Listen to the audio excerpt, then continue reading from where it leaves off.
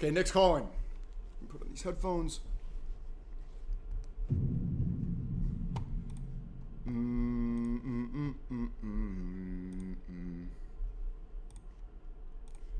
Let's see, is it working?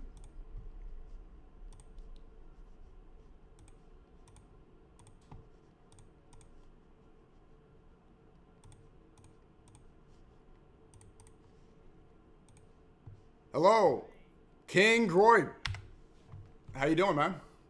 What's up, man? Long time no see. Doing great. Good to hear from you on your day off. Yeah, we were supposed to connect yesterday, but I fell asleep. So, but what's up? Not much. Hey, wait a second. Is that red? You can wear red, Nick. It's not pure red. And at the time of the prophet, they were trying to make a distinction because the enemies were wearing all red. So you weren't supposed to dress like the enemies were wearing all red. But as long as it's mixed colors, if you have red and there's another color, it's okay. Okay. Yeah. All right. Just checking. 5 minutes, not even 30 seconds in, I'm getting haram policed. I'm just kidding. It's okay. Yeah. I know. We like the color red.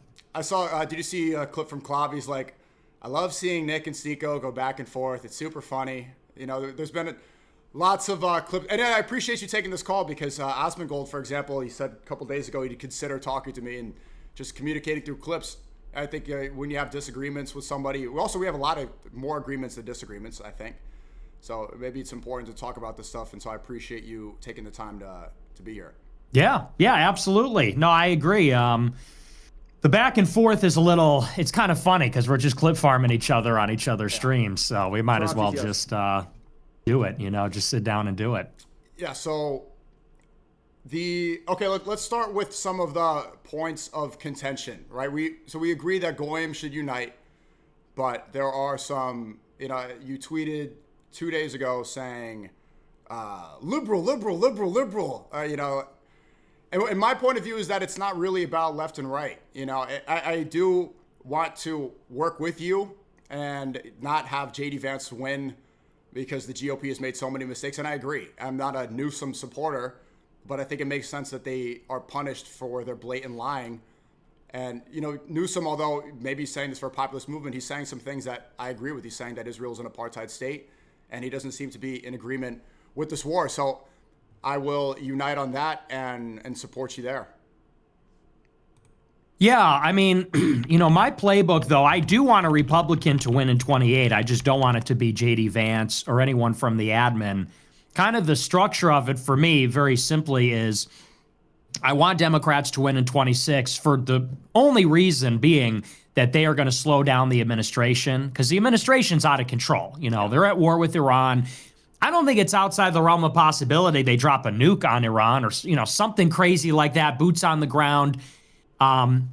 And so I want that to stop. I want the Epstein files delivered and, all this other stuff. There's also just a lot of stealing. There's a lot of embezzlement, a lot of corruption inside this government. Kristi Noem was basically fired because that is going to become a big problem. There was a big thing in the Wall Street Journal about how, I don't know what exactly it is, but there was some $200 million payment and she's involved with one of the contractors that's going to be building the wall, something like that.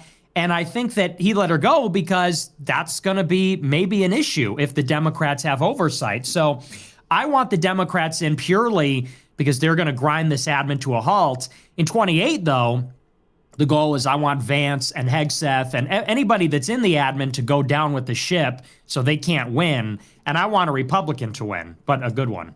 And the distinction that I want to make is the difference between people like Hegseth and Trump. I saw you talked about how I spoke about the pastor putting his hands on Trump and they're all kind of preying on him. And I think that the evangelical Christians that are saying the Bible says God must bless those who bless the state of Israel, it makes no sense. And I don't see that as any part of Christianity. And, I come from a Catholic background. I grew up Catholic, and it seems like the Catholics and Orthodox understand that rebuilding the third temple is not a part of Christianity. I saw Tucker do a really good deep dive on the Chabad sect of Judaism and what this war could potentially really be about. And so there's a clear separation that I think needs to be made between Catholic Christians, Orthodox Christians, and these warmongering evangelicals. I'm sure you've seen the report of soldiers that were told, and they're complaining that Hegseth was saying Jesus was anointing Trump and shining a light on him to protect Israel and to bomb Iran. So they're trying to turn this into some Armageddon holy war. Hegseth has these crusade tattoos on him. He has the Kafir tattoo, which we believe is going to be written on the forehead of the Antichrist. Hegseth is not like, or anything that he's doing is not Christ-like at all. Yeah, I mean, I guess my only issue is I see Judaism and Jews as the source of evangelical Protestantism, or not even, you could get into that. You could go into like where that comes from, the Masoretic texts and things like that. But I mean, in terms of the dispensationalist theology, this whole idea that those that bless Israel will be blessed, I look at that as basically an outgrowth of organized Jewry. And so I guess I just don't like when it always goes back to Muslims versus Christians. They say Muslims are backward, but Christians are backward too. They say Muslims do this, but Christians do it too. Christians are decadent and degenerate. Muslims are holy. And if it's going to be Goyim Unite, then we got to train the target on Israel, because they really are the ones. Obviously, they're using the Christians to bomb the Muslims.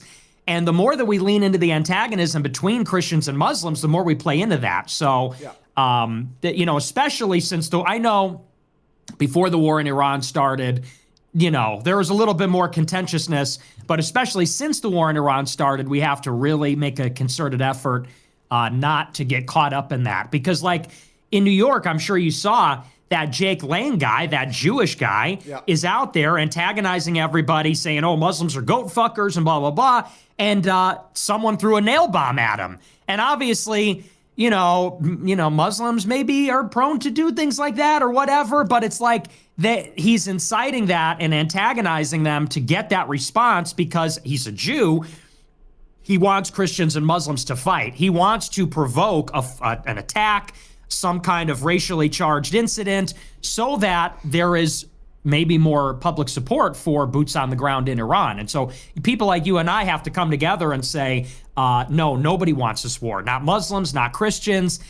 It almost needs to be a little bit, you could say, even irrational. Like we have to really strive to overcome. Because like I said, even just now, it's like, did maybe some punk like counter protester try to attack this guy? I think that's possible, but you almost have to say like, okay, but they're playing, that guy is playing into their hands. Both Jake Lang and the guy that made the nail bomb, they're both playing into this thing. And people like you and I have to really make an effort to resist that and overcome that, even if it's a little irrational. Yeah, staying away from that division. And I mean, there's an equal possibility that this was a setup, that this was part of the plan, that maybe this was somebody hired. But also, blaming this guy, if he was throwing a nail bomb on all Muslims, is as ridiculous as blaming Pete Hegseth's warmongering hatred on all Christians, right? Because Protestant Christians dominate America. They are the majority sect of Christianity in America. And these evangelicals are the ones that dominate the White House and dominate DC right now. It's not Catholics and Protestants. The majority of people around Trump, they are with these pastors, and the same pastor putting his hand on Trump, she's the one saying, the angels are coming, the angels are coming. This stuff is, it's just it's completely ridiculous. And my point is that they're using Christianity, and it's false Christianity. They're using it to justify this war. So I want to see a complete separation, the same way that if there's a guy throwing a nail bomb, this is not representative of Islam. Yeah. Well, yeah. I suppose it isn't. Okay. But you see what I'm saying? But I mean, look, so if this nail bomb is representative of Islam, then why can't we say, and I don't think it's true, why can't we say, look, if America's a majority Christian country, majority is Protestant, majority is evangelical. And but see, we're doing it. They got us doing it. Now we're doing it. My point is that we shouldn't use these as examples to attack the entire religion. It's not representative of what it is. Okay, I'm not doing that. But see, now we're doing it. Why are we talking about this now and not? Let's just say, all we need to say about it is this. This incident was a deliberate provocation. A Jew pretending to be a Christian, maybe the guy's a Muslim. We don't even know who he is. I'm willing to believe he's not a Muslim, let's say, but he's clearly some kind of partisan or an operative. Either way, these two people, there's almost a symbiotic relationship between, even if it is a Muslim who is whipped up by the moment, angry, low IQ, whatever, a guy that would do something like that, he is becoming an unwitting pawn in the game. A Jew pretending to be a Christian, antagonizing some Muslim who's maybe a punk or whatever, or an operative. And they together are creating an incident that will galvanize everybody, because it's like, look, the Jewish guy, Jake Lang, he goes into New York, trying to offend Muslims. And the Muslims are saying, hey, what the F? This is outrageous. He brought it to Zohran Mamdani. He did a pig roast outside of Zohran Mamdani's mansion. And Muslims are saying, well, we're being provoked. We're angry. Surely many of them see what's going on. Maybe some of them don't. And the same is happening with Christians. This guy's going and provoking, and a lot of Christians say, this guy's deliberately antagonizing Muslims. He's trying to incite violence. There's a lot of Christians that don't know, and they say, oh, yeah, let's stick it to him. Oh, look, a Muslim did a nail bomb attack. That's so whatever. So people like you and I, like I said, we just have to really make an effort to isolate the problem makers and say, look, what we don't want, we are in a war with Iran. Forget about these protests and counter-protests, a scuffle in New York. We're at war with Iran. This is apocalyptic. Everybody needs to be really just focused on that. That's sort of my point. Yeah, the main focus needs to be on the overwhelming Israeli control, right? The Jewish supremacists that have convinced Trump that, Jesus anointed him with a light, Hegseth in the Holy War, and, Ted Cruz, that interview with Tucker was so telling, citing this. And even that verse could be misinterpreted. People are saying that he's not actually saying Israel, he's saying it was the son of Abraham, but they're using that semantic error or misunderstanding to say that, oh, it's actually the state of Israel that was founded in 1948 by the Rothschild family. That I want to see more people call that out, because that's the justification they're using for this war. And I saw there was a lot of outrage, and of course we have a disagreement about the Times Square prayer, but that is a clear example of how people get whipped up and angry about something so insignificant, right? 200 people praying in Times Square. The next day, Jews take over Times Square and they broadcast all over the TV stations. They're doing a Mashiach now. They're doing a rave party, jumping up and down with far more people, far more police. Even in Lakewood, New Jersey, they have their own police. They have their own hospitals. A good example is how angry they got about Somali daycares. And you see Tyler Oliveira gets banned on Patreon for exposing a scam that is much bigger, right? So I see all this outrage on Times Square prayer, but almost no talk about the Antichrist celebration, because what we agree upon, Catholic Christians, Orthodox Christians, is that the Antichrist is the Dajjal. We have an agreement that Jesus is the Messiah, that Jesus will return. And so many of these people have manipulated and changed it and directed the outrage onto Muslims and getting people whipped up about, the Islamic takeover of America, even though so-called Muslims are 1% of the population, this is a clear tactic to dehumanize Muslims, so that when bombs do drop on Tehran, they killed 170 schoolgirls. They reported 1,000 civilian casualties in Tehran. It's so that Americans see this and they think it's something that's cool, like a Call of Duty game. I'm sure you've seen the White House edits where they're playing like football tackles and then a bomb. They're hitting a baseball and then a bomb's going off. This is tricking so many boomer Americans.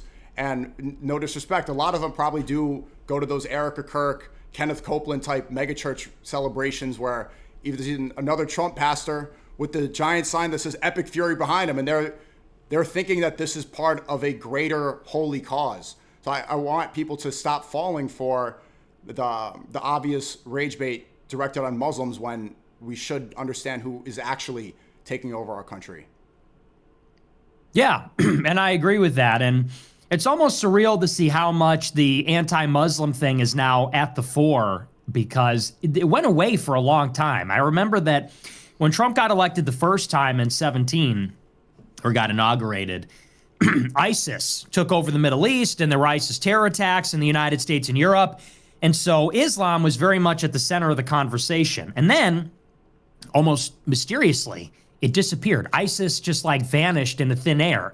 It seemed like for 4 years they were unstoppable and there were terror attacks all the time. And then almost overnight, it's like a switch was flipped. then there was no more terrorism. And then that issue faded into the background, and we became preoccupied with Russia and China and the pandemic and BLM and immigration, basically every other issue. And then basically right on schedule, it's amazing how this happens.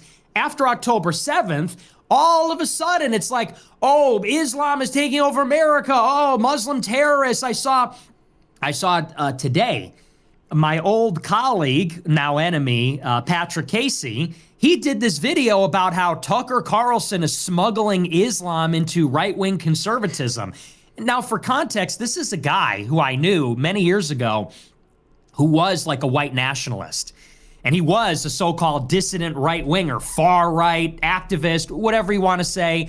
And we would have looked at that kind of rhetoric as propaganda. We would say, oh, no one's trying to smuggle Islam into the right wing. We would say that's Jewish propaganda. We would say they're obviously trying to create this, they're fear-mongering and create this spook so that it would generate anti-Iranian, anti-Hamas, whatever the particular enemy is, it would gin up support for war. And now to see basically all the dissident right-wingers kind of taking the bait on this. They're all doing it, and they're now saying, oh, yeah, it's Islam. They all sound like Laura Loomer. They all sound like Mark Levin. And, you know, I've said it on my show, as a Catholic and as a American nationalist, I don't think America's a Muslim nation. I don't want tons of Muslims to live here. Those are my views. At the same time, you also recognize that that's actually not the biggest problem. The big problem, as we've talked about with immigration, it's coming from Latin America and Asia. Yeah. That's the illegal immigration. That's illegal immigration. The Muslim immigration is mostly refugees from the wars, which, and then, you know, beyond that, it's like, what's a bigger problem than immigration? That we are being sent to kill and die on behalf of a foreign country. I think that sovereignty is actually the number one issue. So as long as we can achieve understanding on that basis, we don't need to, like, obviously there's a discourse between Christians and Muslims, and we don't agree on everything, and there is some friction and some tension there. We don't need to be best good friends on that basis, but we can have understanding that we're being played and that we both actually have a larger opponent. I agree completely. And I do think that Catholics and Orthodox Christians have far more in common with Muslims than they do with this evangelical sect that seems to think that war is necessary and war is holy as part of this bigger issue. I would want to see more of a distinction there between so many of the good Christians that are, because, you know, Gen Z Americans, and you deserve a lot of credit for this, but there's been a big awakening. Far more people in Gen Z, they're not drinking alcohol, and also there's a big return to the church, which I think is good. You see, I publicly backed James Fishback. He's a Catholic.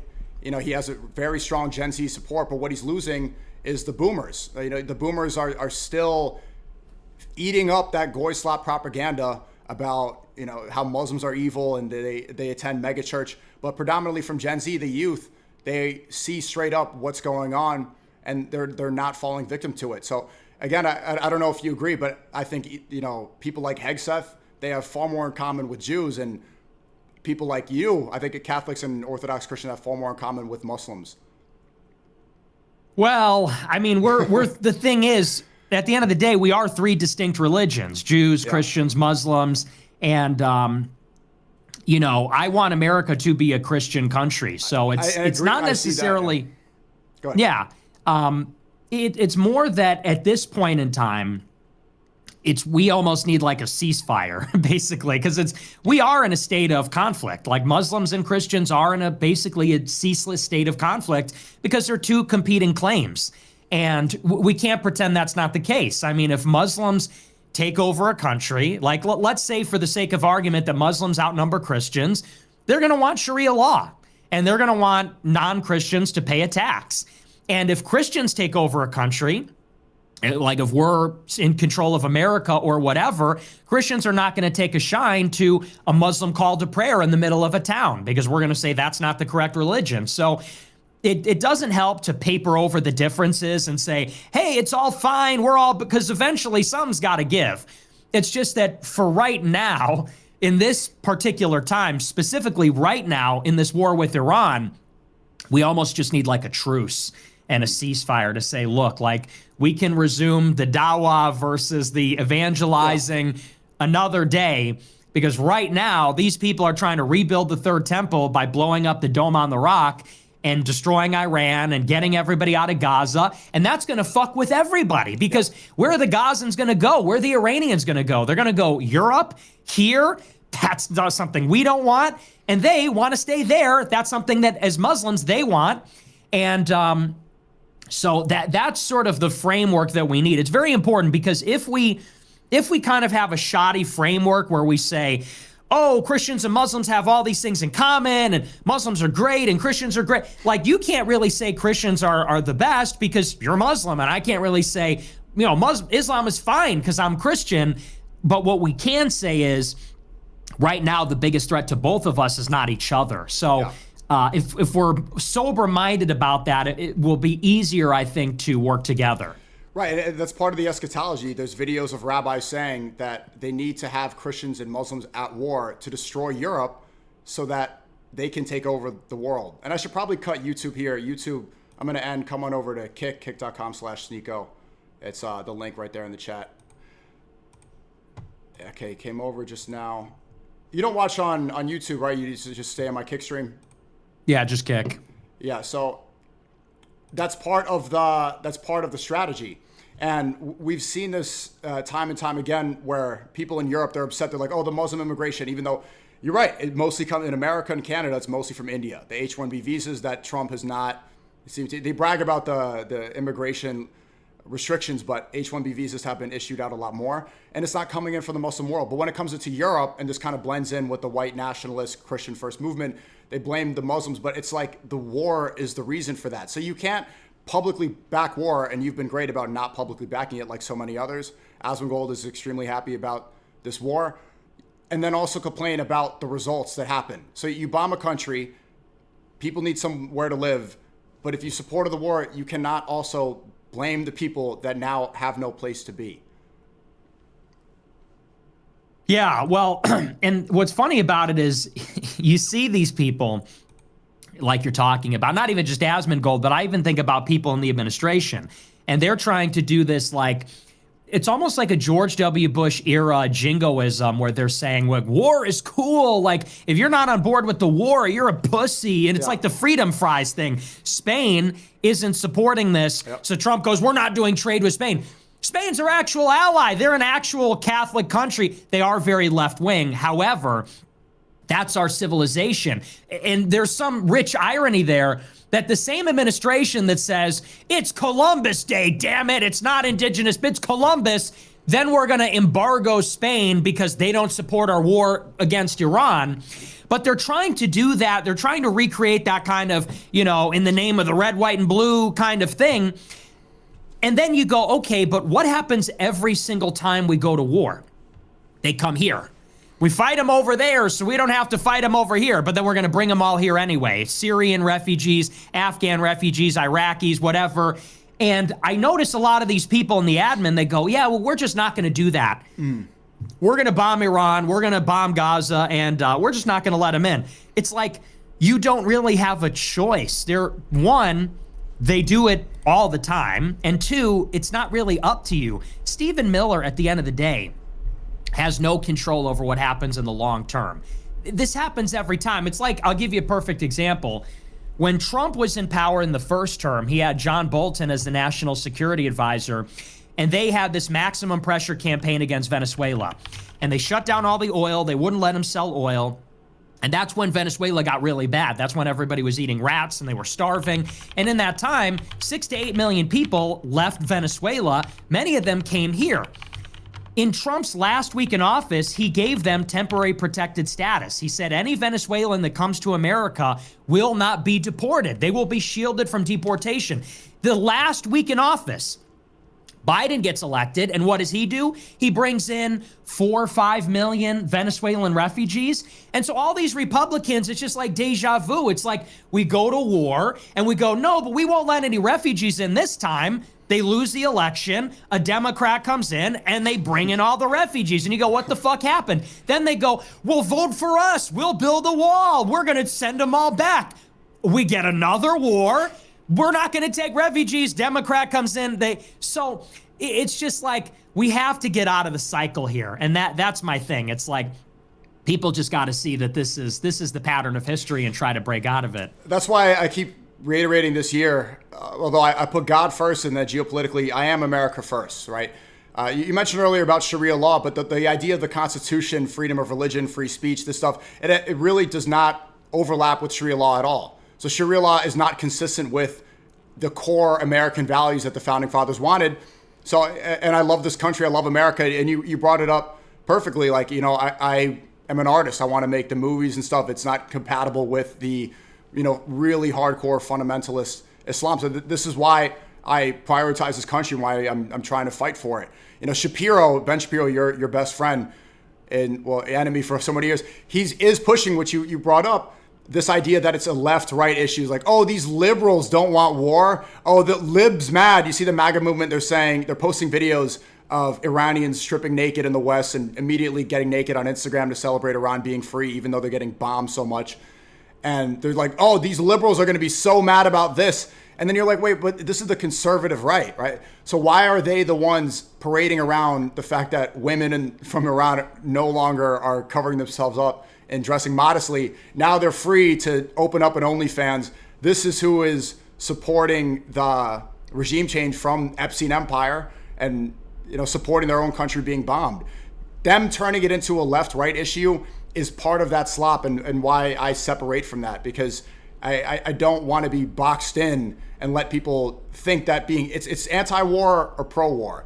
It's just really, it's not right and left, it's right and wrong. This war is wrong. It's not a partisan issue. I agree with that. I would say, though, to me, I still think there's value in right and left. I just think we need a realignment. I'm very interested in a political realignment where we say, like, we want the right wing to be the party of, or the Republican Party, whatever. We want it to be the party of a certain set or suite of policy ideas versus the left. And so that's why I'm interested, for example, in voting Democrat in 26 and then coming back to the Republican Party in 28 to see if we can get a candidate that will almost shadow what we did in 26, or even in 24 for that matter. In other words, we want to send a message to the GOP that, like, if the right wing is going to be pro-Israel in favor of regime change, then we will not be a part of that grouping, And so I just want to change what that grouping looks like, because on the left, unfortunately, there is a left wing in America, and I think that you and I fundamentally are against the left in America. Like, I'll give you an example with Zohran Mamdani. Yeah, I know he's Muslim and you like that, and he's America first, or in a way, he said that on the stage. He is America first. In some ways. But at the same time, he's also out there, like, being pro-trans. And he's also out there saying maybe we need to tax white neighborhoods to give more benefits. And, like, these are things that I fundamentally oppose. Yeah. It's just that if we could get an actually nationalistic right-wing Republican Party, then what is the left going to be left with? They're going to be left with mass migration, trannyism. And so I basically want to keep those issues, or I guess at this point, reclaim those issues for the right wing. Because that was what Trump tried to do. Trump tried to create a political realignment in 2016 where he said now the GOP is going to be the party of anti-war. The GOP is going to be the party, or at least anti-neocon. We're going to be the party of the working class. We're going to bring the jobs back with protectionism and tariffs. And we'll also be anti-immigration. That is the mix that I like. The problem is Trump has backslid, and now Trump is virtually indistinguishable from the old GOP. Now we don't have the tariffs. We have a form of mass migration with H-1Bs and student visas. We have a war in Iran. We have this policing anti-Semitism, weird evangelical stuff. It's like Trumpism is dead now. So I'm interested in bringing that back. I think that right and left is useful. It's just that it needs to be realigned. It needs to be altered a little bit. I agree. And there's another separation where you made a very valid point that you think that Iran would lose because of the Westerners infiltrating. Right. And a good example is that everyone that the MAGA movement is parading around, these traitors that are celebrating their country being bombed, they are programmed obviously with what you said was Western values, if I'm not mistaken. I want to discredit that, but the strengths that Iran has is the religiosity, is how they band together, this concept of martyrdom, fighting for the truth. It's bigger than nationalism. It's something that's core to their entire way of life, that this is a greater battle. And a lot of them were definitely awakened after the assassination of Khomeini, right? This follows into that line of thinking. And you said that their downfall would be the traitors from within. It could be the Kurds. It could be the people from the southeast, the different ethnicities in these groups being brainwashed by what they see on TikTok and Instagram about how they need to be liberated from the restrictions of the burqa, that they would be the ones to fight the Ayatollah, fight that stronghold of religiosity from within. And so what you indirectly said was that the Western values, that American values, even though that's not core American values, but what it is right now, and even the propaganda that they're spreading, it's bombing Muslims, it's, war is cool because it's a Call of Duty game, epic fury, and liberation of women. They should get naked in the streets. And you also accurately pointed out that this is why China restricts that media coming in from the West, because they don't want the trannyism to infiltrate and program and make their people weak, right? There's a testosterone problem in our country. People are having less children. A lot of times they have more dogs and they even have, single, or they have nuclear families with children. This is a clear problem. But the distinction, like when I say this, a lot of people say, they say like, oh, you hate America. You hate it. No, I love America. I love what the founding fathers were about. I love these core values, but it's been subverted so much that what can you even define American values as now? If you look at the White House page, it's football, goy slop, and bombing Muslims. It's the women opening up OnlyFans because they got freed from the Ayatollah. So I think that the differences, and obviously, the brown clown idea has been in circulation a lot. When I say it, it's like, okay, you hate America, but no, I see the problems and I want to fix them. And like you said, I think there should be a new right, and there should be a new focus on what our core values are. Well, I think that the reason it comes across a different way is because it always goes hand in hand with the promotion of Islam. It's always like, well, the West is degenerate, Islam is holy, the West is hypocritical, Islam, they don't play this way. And we got to be honest that the Muslim world has a lot of the same problems. Saudi Arabia, the Emirates, what do you think their elites are doing? I mean, are their elites praying 5 times a day? They're drinking, they're smoking, they're doing all the same stuff we are. They have been corrupted by the same forces that our society has. Our elites are not meaningfully Christian. I would say that in some of the biggest Muslim countries, their elites aren't meaningfully Muslim. That's fair. And so I guess it always comes down to this, it's always this comparison. The West is decadent and degenerate. Islam is holy. The West always fights each other. Islam doesn't. And there just should be maybe, some recognition that, the Muslim world has many of the same. There's a lot of division there. There's a lot of infighting and there's a lot of hypocrisy. It should just be something like, let the West be the West. If you want to critique the West, say the West should return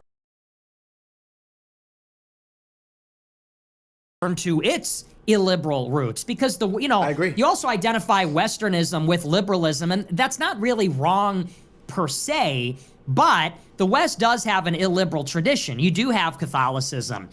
You do have reactionary politics in the 19th and 20th century. And so I guess people don't like this idea that everyone's now going to convert to Islam. That's the only reactionary force in the world. It's Western liberalism versus illiberal Islam.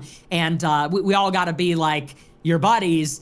I'm not going to say who, but it's like we're sick of the West, so now we're going to join up with these other guys. Because for me, when I say I'm against the decadence of the West, I'm saying we need to get smarter as the West, like we used to be, stronger like the West used to be. We need to put ourselves first. We need to be a little bit more protective of our culture. We need to be a little bit less open to the outside world, less tolerant. And we do need to reassert the religious core, which would be Catholicism, not Islam. So that's where it maybe rubs me the wrong way, is it's always, you guys suck, we're great, you guys are evil, we're these wholesome Chungus guys just trying to pray and everything. And it's like, okay, well, I don't want to get my whole civilization shit on. that's where I think people get defensive. I want to ask you a question about the liberalism. I think Mossad attacked and the voice is messed. Let me call you right back. 1 second. Oh, okay. All right. What happened? Thanks for the sub, Warner. Wait, let me call him right back. Is the voice still messed up? Let me see. Can you guys hear? Is it still? Sub, Warner. Wait, let me call him right back. It sounds fine now. It's fine? Okay. I think we're fine now. Let's chat. Can you tell me if the voice is better? Yeah. Can you hear me? You can hear me. I just want to see if they... Yeah, they've been throttling. I saw... Did you see us get...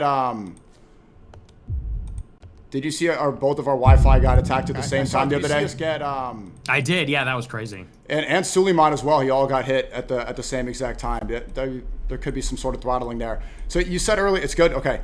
You said that it can be described as liberalism. So, I did endorse you back in 2023, Fuentes Rally 2.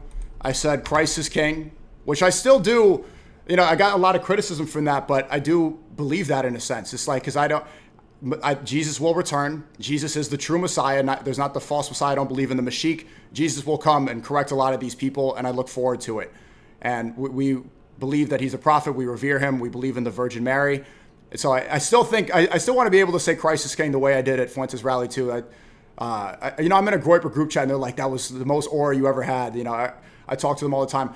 So what is your goal to shift? So how would you define Westernism with liberalism, and how do you see the return to Catholicism and tradition in America, which I think is objectively good for this country? Well, it's sort of a complicated topic because, we as Catholics, we do believe that political liberalism is an error. It's literally part of the syllabus of errors.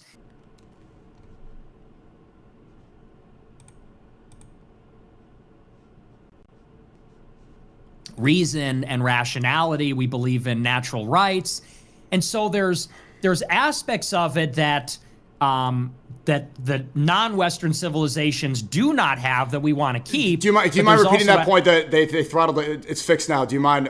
Sorry about the tech issues. Do you mind repeating that? What is it? Is it your kick stream or is it Discord? I think it's the kick.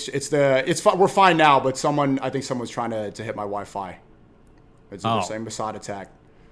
Damn. You can hear me though, right? Yeah, no, you're fine. Yeah, you're fine. You're fine. Okay.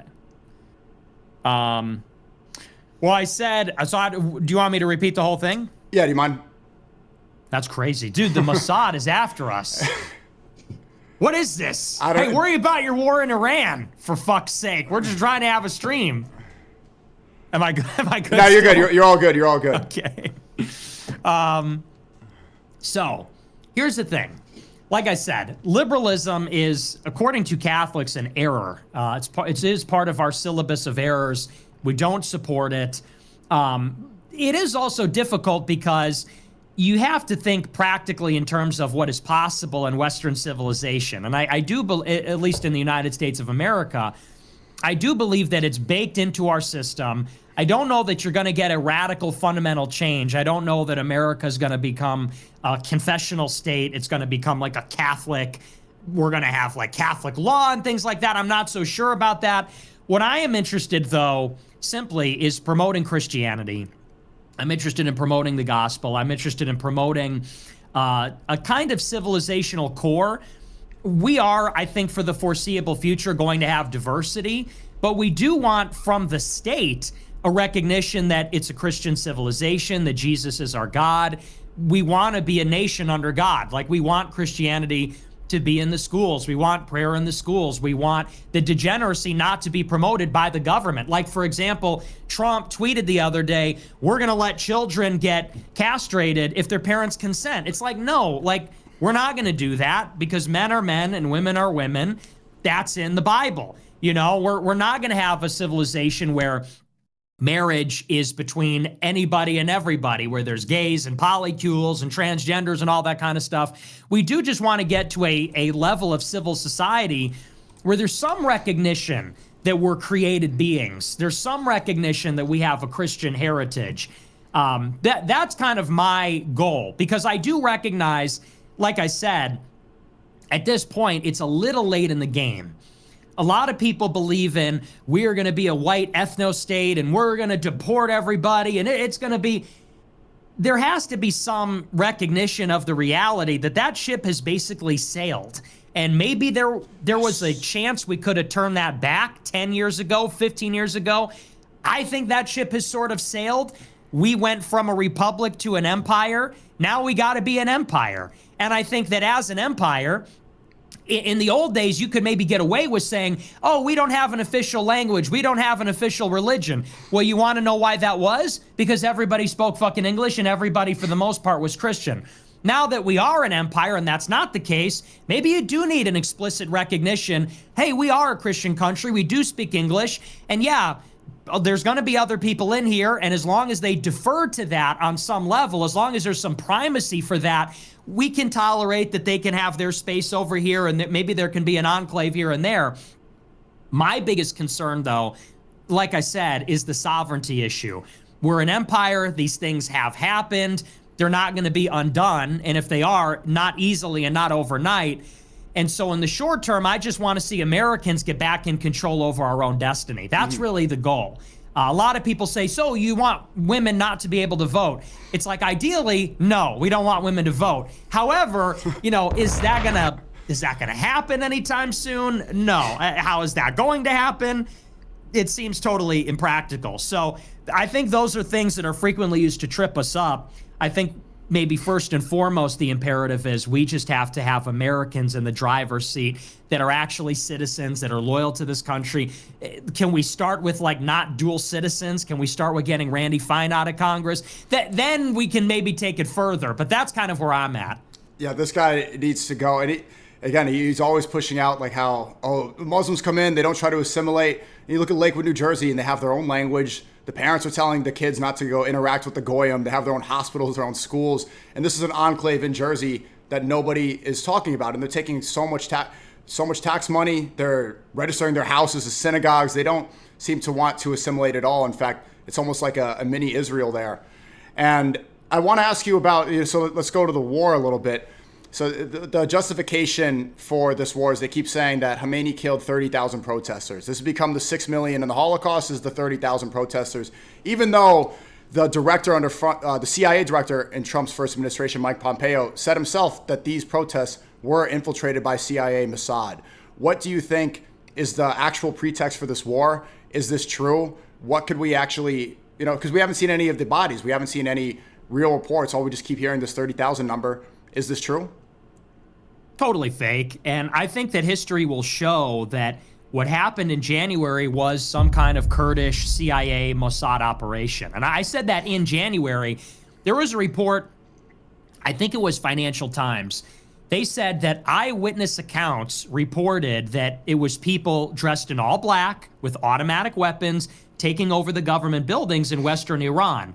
And those are the provinces in Iran that are majority Kurdish. Now, when the United States evacuated its troops in Iraq, they didn't take them out of Iraq altogether. The U.S. bases in Baghdad, I believe, and in preparation for the war to get the troops out of harm's way, they said, we're withdrawing from Iraq. And I remember reading that report and I thought, oh, really? The war in Iraq is over? No.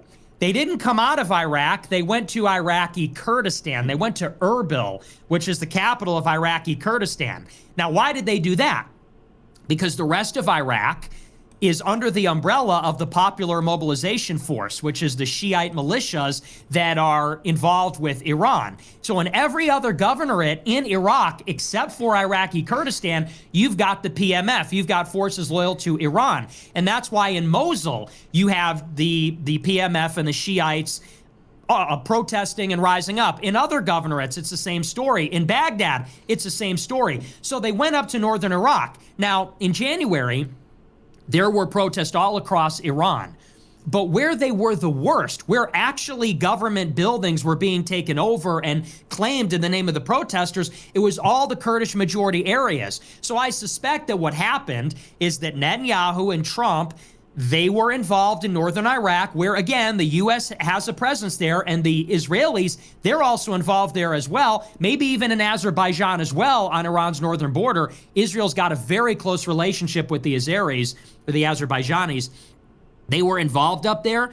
I'm sure they sent forces across the border, and they were trying to instigate a popular uprising where they had the numeric strength. They also did the same thing in Balochistan. In Balochistan in southeastern Iran, there are a few separatist groups that have been responsible or claimed responsibility for terrorist attacks in Iran, notably exactly 2 years ago. I think it was in January 2024 or 2025, one or the other. It was on the anniversary of Qasem Soleimani's death. There were 2 huge terrorist attacks at the site of his grave. And I think it was a few dozen people were killed. And of course, everybody initially blamed it on Israel. The Iranian government said, no, it was Jaish al-Adl, which is a Baloch separatist group. They also have deep security ties with the Israelis going back 15, 20 years. So, and going back to our previous conversation, these are the types of groups that the Israelis and the Americans are going to use to try to overthrow the government and create instability. The real pretext for the war, obviously, it's not the dead protesters. That number is exaggerated. And in my opinion, what Iran is doing, it's not like they're just killing protesters, waving signs and making their voices heard. They're shooting operatives that are trying to kill the Iranian Revolutionary Guard and overthrow the regime. So that's a very different thing. The real pretext for the war, it goes back 50 years, as you know. Yeah. Israel has this plan to basically destroy every country in the Middle East. Iran is the last on the list. And October 7th is what kicked off this once and for all march to a showdown with Iran. And so first Israel ripped apart Hamas. Then they ripped apart Hezbollah systematically. Then they got Assad out of Syria, and then the IRGC was expelled from that country so that Hezbollah could not be rearmed. Then they had the United States degrade and bomb Iran, go after its nuclear facilities. And now what you're seeing is basically the beginning of the end of this 50-year campaign, this 2-year campaign to confront and overthrow Iran. And that is what it has always been about. Everything else, nukes, protesters, the Kurds, the Yazidis, the genocide, all that other stuff is just a pretext. All that other stuff is just a big fat excuse to do what Israel always wanted to do, which is annihilate anyone that rivals their interests in the region. Yeah, you had a really good breakdown with the map open. There's that, that 25-minute clip talking about Iraq, Syria, Libya, how every single neighboring country, all the enemies with targets at Israel have been completely destabilized. And Iran's the last one. So you got it completely right. I saw that you think that U.S. right now is winning this conflict. It's going back and forth. There's no end in sight. They haven't said when this will be over. They can't give us a date. Trump did say 2 weeks to stop the spread in 2020. So it sounds like we had a PTSD. And now there's more talk, and it seems like it's inevitable that troops will be deployed. There's going to be some boots on the ground in Iran. When can we expect this to finish? And is the U.S. actually winning like Trump and Fox News are bragging about? I have no idea where it goes from here, honestly. It's very hard to predict. But here's what we do know. What we know, there's been some new developments. First, I'll say this. In the opening phase of the war, it looked as though the United States was winning. That was apparent because the United States killed the supreme leader and I think conducted 1,800 airstrikes. In the first 24 hours, I think it was 1,300 airstrikes. Now it's almost 2,000. So there has been very little in the way of a response from Iran. Iran has not killed very many people. They haven't successfully destroyed any strategic assets from America. What the U.S. imperative was getting into the war is that they needed a quick and easy win. And the reason being is because if it turns into an attritional war, the advantage is with Iran. And that just has to do with the physics of intercepting ballistic missiles and the economics of making interceptors and ballistic missiles, which maybe everybody's familiar with. But long story short, it's cheaper to make a ballistic missile than to shoot one down. Iran makes more ballistic missiles than we make the interceptors that shoot them down. And the rate of interception is about 20%. So we got to make 5 times as many of these expensive weapons that we don't even really make a lot of them. versus Iran, which is a missile factory, and it's very cheap and it's very easy to launch them. So for economic reasons, this cannot go on for weeks and weeks, months and months, because if Iran can just launch these missiles, it disrupts shipping in the Strait of Hormuz, which has ripple effects in the global economy. And if they're pounding Israel or also the Gulf states, it's going to grind those economies to a halt, and then those countries will put pressure on the United States. To do what? Well, the answer is escalate. Now, there's been some developments here, which is one, Strait of Hormuz is effectively closed and has been. Even though it seems that these ships are not really being sunk, Iran is not hitting the ships, they will not take the chance crossing the strait because they're not insured. So insurance companies will not insure the cargo because it's very risky. The Development Finance Corporation stepped in and offered to insure them. Even still, the ships aren't going through. And it seems that Trump is frustrated by this. As a result, crude oil is going at almost $100 a barrel. I haven't checked the latest price since last night, but energy prices are spiking. Yeah. All these economies are responding accordingly. China will not export its energy. Japan is talking about opening up their strategic reserves. Particularly affected is countries that rely on natural gas. LNG, which comes out of the Persian Gulf from the Emirates and goes to Europe and goes to other places, that's being affected by this. There was, however, a ceasefire that just broke out, I think last night. Saudi Arabia, backed by the Europeans, negotiated their own ceasefire with Iran. And actually, to the chagrin of many Iranian hardliners, the Iranian president, Pezeshkian, apologized and said, sorry that we bombed the Gulf countries, and they said they won't target each other anymore. Now, that being said, Iran is still bombing the Gulf countries. Iran is still launching projectiles at Dubai, and the Houthis launched some drones at Saudi's eastern province where the oil is. So I don't know if that's real or if it's overstated, but there's been some talk of a limited ceasefire between these two, between the Gulf, the GCC, and Iran. Now, the administration is saying we're going to escalate. Trump has said we're going to bomb Iran really hard. The second phase starts tonight. We're really going to pound them. And Trump also says, and it's been implied, that we're going to deploy a limited ground force to maybe disassemble Iran's nuclear facilities or its ballistic missile launch platforms, because one, in the event that Iran falls apart, that is going to be a huge concern. All this highly enriched uranium, these centrifuges, who will that fall into the hands of? And maybe you create so much chaos in Iran that you can deploy special forces, get them in, get them out, and they disassemble everything. Maybe that was the whole plan. And then number two, here's the other problem. Even though it has been reported that we've destroyed half of Iran's ballistic missile launch platforms and we've hit them 2,000 times, and they say we're going to control their airspace in a couple of weeks, Iran still has half of its ballistic missiles. So they still have a huge stockpile, and they still have the ability to launch the missiles. And historically, this is tricky. Last year, we bombed Yemen for a whole month, and they were able to launch missiles. And that's this tiny movement in the west coast of Yemen. We could not stop them from launching missiles. Iran is 3 times the size of Iraq. It's a huge country. They've been preparing for this for 30 years. So it's like, if we can't stop the Houthis from launching missiles, you can't stop the Iranians from launching missiles. They got way more of them, way more territory. And the last thing I will say is that Trump has now changed the conditions for victory. In the opening phase of the war, he said, well, we want an uprising and we want to destroy their missile system. Now he says we want an unconditional surrender, right? Which is scary, because this is like Japan. This is like Imperial Japan in World War II. Now it's an unconditional surrender. You want Shiite Muslims to unconditionally surrender? How the fuck are you going to get them to do that? You don't want to invade. You're not going to invade. You can't bomb them into submission.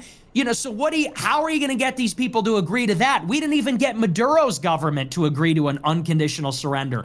So that scares me. That sounds like nuclear talk. That sounds like we're going to nuke them until they beg for mercy. Now, I'm not saying that's likely, but that makes me nervous. When they say unconditional surrender, that's a very technical term. That's not rhetoric. That's a technical term in war. That means they want an American viceroy to go in and run the new fucking government. The last time we got an unconditional surrender was Japan and Germany.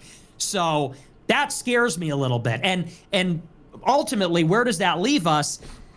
Either the Iranian Revolutionary Guard is going to wave the white flag, or this will just simply keep escalating, which means bigger ordnance, more bombs, a ground force. There's another aircraft carrier making its way over, and it's not good. And I don't know that you're going to be able to succeed without a ground invasion or a nuke. That seems like where it's headed. Yeah, I don't want to keep you too long, but there's a couple things. So if this does escalate to nuclear warfare, Putin has publicly stated and criticized U.S.-Israel for getting involved in this conflict. He will 100% retaliate if the U.S.-Israel regime launches nukes, correct? Did he say that? I didn't see that. I don't know if that's public, but they have criticized, and I think we're of the assumption that a lot of those meetings, Putin made it clear that if you use nukes, then we're going to have to respond in some way. Putin does not want U.S. to use nukes on Iran. It's not even just for the principle and for global empire, but because of how much it's going to affect the global economy. I think it is unlikely that a country would retaliate with nuclear weapons that they don't have a security pact with, which Russia and Iran do not. With that being said, I have the sneaking suspicion, maybe I'm crazy, I have the sneaking suspicion that Trump wants to use one. Because everything that Trump is about is legacy.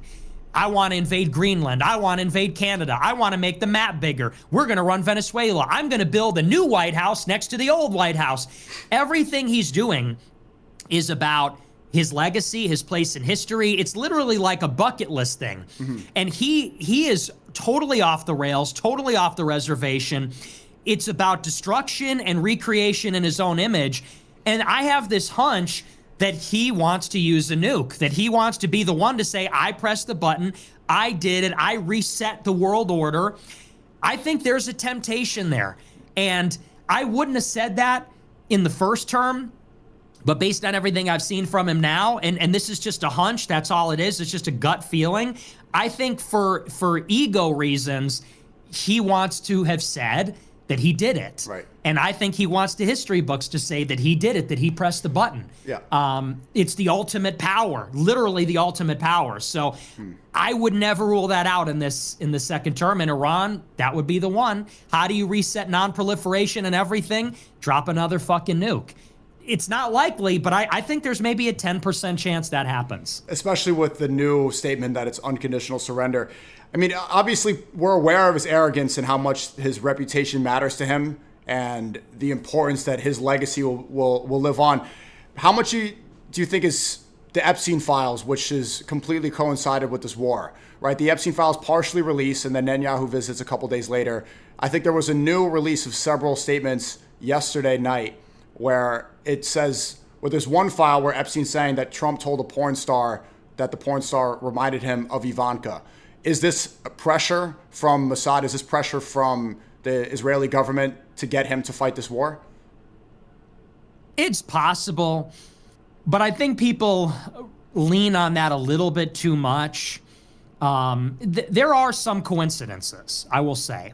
Like when we bombed Iran the first time. We bombed Iran the first time, and a week before that, Elon Musk said, well, Trump won't release the files because he's in them. And he had a black eye. Remember that? Yep. That happened a week before we bombed Iran at Midnight Hammer. Elon was in the Oval Office with a black eye for the last time. Then he goes on Twitter and says, oh, Trump will never release it because he's in the files. Then we go to war with Iran. And we went to war with Iran on June 13th. 613 commandments in the Hebrew Bible in the Mishnah. Then the war concludes. A month later, Bibi Netanyahu comes to the White House, and the day before he arrives, they bury the Epstein files. So he comes back, I think, on July 14th, and on the 13th, that's when the DOJ put out the memo that they're never going to look at the Epstein files again. So the war in Iran last year was bookended by these things. which was a little suspicious to me. Now here we are again. Epstein files break out. This one's a little bit less coincidental, but, you know, Netanyahu comes to the White House December 29th. Epstein files come out. Netanyahu returns to the White House in February.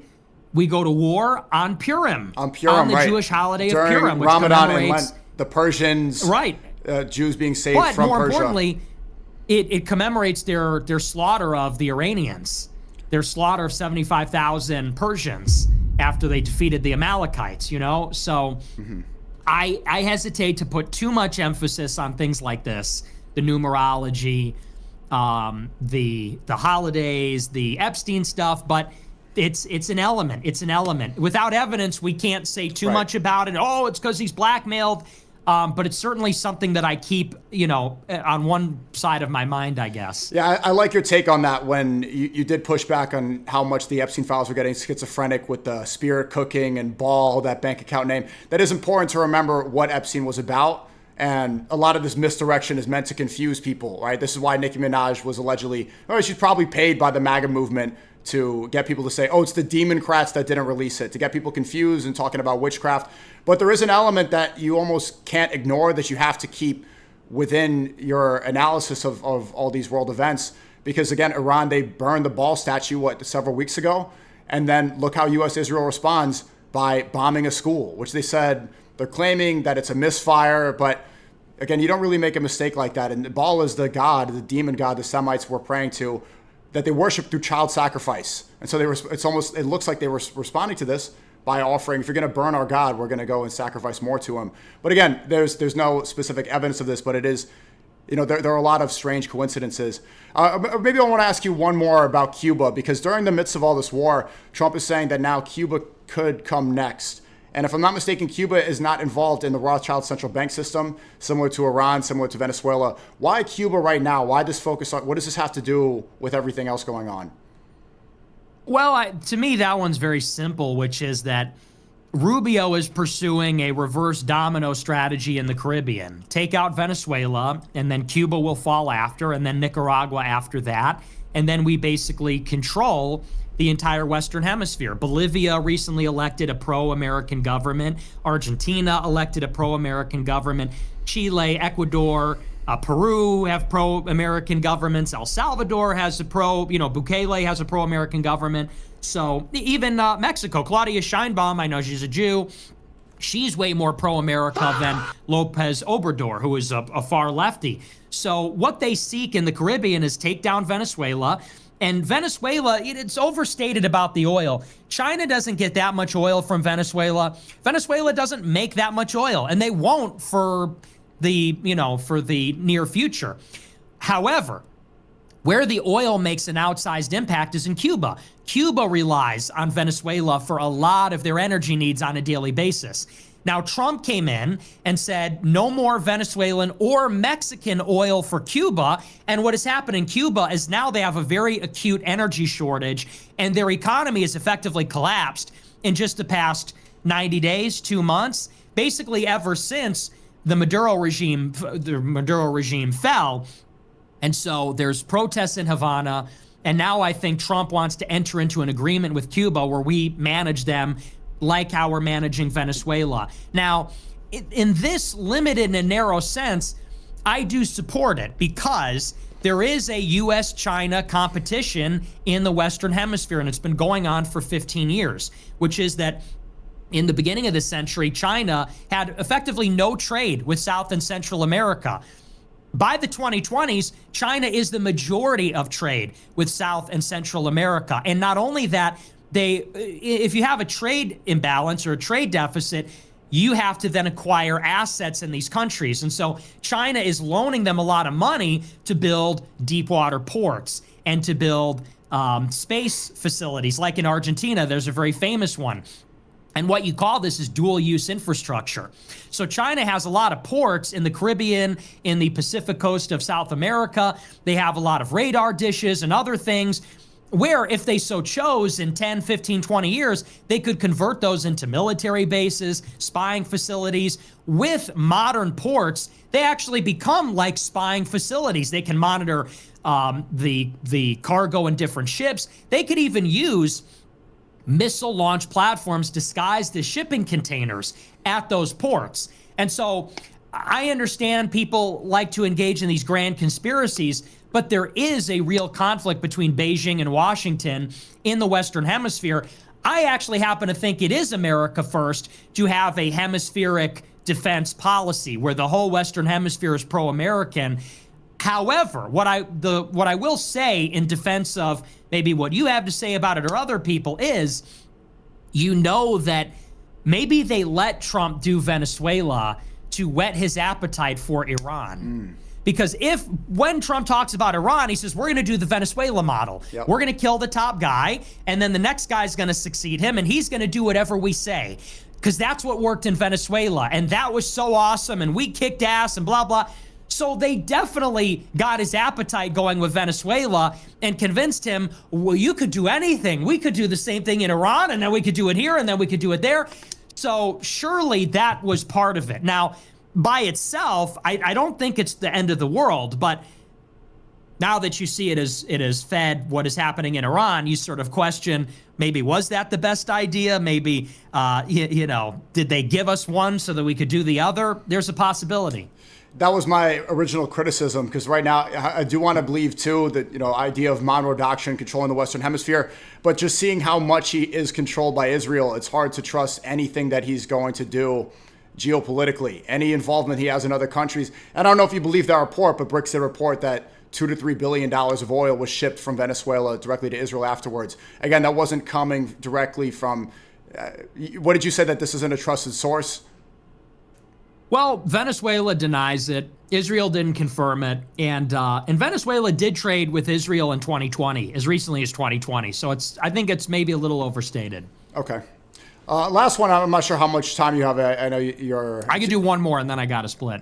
Professor Jang's coming on the show tomorrow, and he's recently blown up. I saw your good... I don't know if you're still friends with Keith Woods. I know you guys have back and forth. But he's been very critical. Keith Woods, great guy. I have nothing bad to say about him. He's been very critical, and I've seen a lot of people push back, and also a lot of people like what he's saying. Because he is a high school professor. He's not... I think he has a BA in English, but he's got a lot of this right, and he predicted the Iran war almost as accurately, or if not the same amount as you.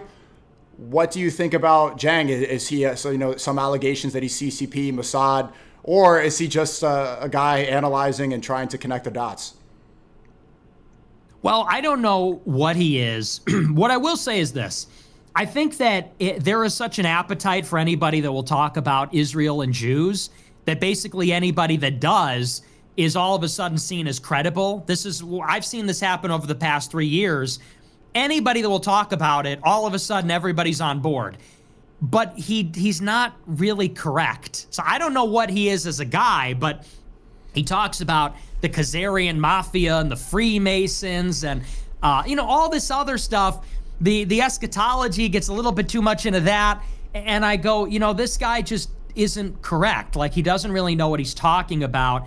He sounds like he knows what he's talking about, but when you really watch all the content, it's just a lot of conspiracy slop. It's just a lot of schizo bait slop. And we got to be very careful that we are absolutely correct. Not just people that will acknowledge, yes, Israel controls the West. We need to know exactly who they are and what they're about and how they do it. And so once people start to go into, oh, it's all a Jesuit, Khazarian, whatever thing, then I go, yeah, that person's not really credible. They're either ignorant or they are some kind of op. So I'm not a huge fan, honestly. In defense of my Asian brother, I think a lot of that has been misconstrued. It's not that he is trying to misdirect. I've seen so many of his lectures about eschatology, and he's specific that things like the Freemasons, things like the infiltration of Jews with the Jesuit order, the Khazarians, that it does go back to one thing. He doesn't try to misdirect people. He's saying things like the Freemasons are a subsect, the Illuminati is a subsect, and that Khazarians converted to Judaism, which, there's speculation, the DNA, it's hard to trace completely, but there was a lot of truth to the fact that when the Khazarian Empire fell, a lot of them did convert to Judaism. But it's not saying that these are the people to blame. The eschatology and the transformation of Judaism to become rabbinical Judaism, where the rabbis are at the top, where you have to go to rabbi court in order to even convert, that this does go back to the same eschatology and the fact that their Messiah is the Antichrist. So he's speaking about secret societies. He's speaking about things people consider to be conspiracy theories, but it's not misdirection. And I think that through clips, I think it could be misinterpreted. Like I said, I mean, he's, I don't know that he's the worst in the world, but I think it's a lot of conspiracy crap, a lot of schizo crap. And I think that ultimately the only people that really get it are, one, people like, Catholics, far right types, because we recognize that it really is the Jews. It really, because that's what it comes down to. The Jews that put Christ on the cross are wayward, and now they're back in the Holy Land trying to undo what was done by Jesus, which is that the veil was split, the temple was destroyed, the Jews were expelled. They're trying to undo that work, piece by piece, return to the land, rebuild the temple, and then they want to have their Antichrist sit on the throne. And what makes it the Antichrist? Well, it's a worldly conquering Messiah. So to try to introduce they're not real Jews, and it's a Mason thing. It's the Frankists or whatever. It's the secret societies. I feel like that gets away from that continuity of this long story. That's why it's the Christians, or even Muslims for that matter, because they recognize Christ as a Messiah, who can maybe see the theological continuity with what happened years ago. Everything you just said is exactly the same eschatology within Islam. We believe in the same exact thing. And, it's not to misdirect, but it is true that these groups like the Freemasons and others, these are a subsect. And even that the deviations are part of it. The Frankists are part. Jacob Frank was a Jew. And so the theory could be that, okay, because Jews are outnumbered, they infiltrate different groups in different countries under the guise of a secret society, really to support the same exact mission, which is to summon their Messiah, which we believe, me and you, is the Antichrist. Yeah, I just think the Frankist thing is basically fake. I think the Khazar thing is totally fake. It's not that Jacob Frank wasn't real, it's just that he had no impact. The people that are doing this are not Frankists. They're not antinomian. They follow the law. Ben Shapiro is an Orthodox Jew. He's halakhic. He follows Jewish law. Frankism is based on the idea that you have to transgress the law. They're against the law. Chabad Lubavitch, they are also law followers too. So I just disagree, and I think that intentionally or unintentionally, it is misdirection, and that's my issue with it. Okay. Well, yeah, he's there's some things you like about him too, huh? Well, I'm not trying to keep you here forever. I appreciate you coming on. Nick Fuentes, the Goiper General, a good moment of Goyim uniting for a second in the midst of all this. It's a very tumultuous time. There's a lot of hate. And you have accurately pointed out there's so much slop posted on X. Maybe that's why Elon bought it, the big... he did. It's even funny that tweet where he was criticizing Trump. He said, "Here's the really big bomb."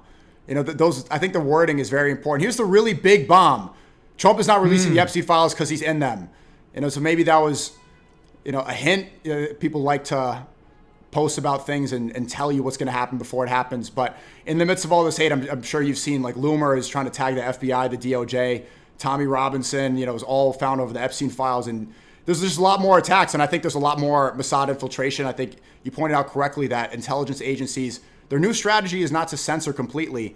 It's to have propped up paid shills and pay Indian bots to get people arguing and hating each other and disrespecting our faith and our people more than they ever have. So your energy is drained and you're not focused on the bigger issue. So I like this moment of solidarity so that we could remember what the bigger goal is right here. Yeah, me too. Goyim united. Yeah, no, but it was good talking to you. And we just got to stick together, man. It's America first. It is. It is. So, yeah, if you want to play Fort sometime and all that stuff, just text me. Don't, I don't want him to think that I'm trying to play with, Yeah. Shout out to the Goipers, man. I talk to them very frequently in that group chat. They're good guys, man. Like Asuka, First Class. Well, I don't think he likes me, but I do love the Goipers. The Groypers love you. We're going to stick together. We won't nobody's going to get between us. Yes, pray. Nobody. No grape, pray. No grape. Yeah, no SA. We will not SA you. Okay. Have a good one, man. Talk soon. Yeah, see ya. Peace, Nick.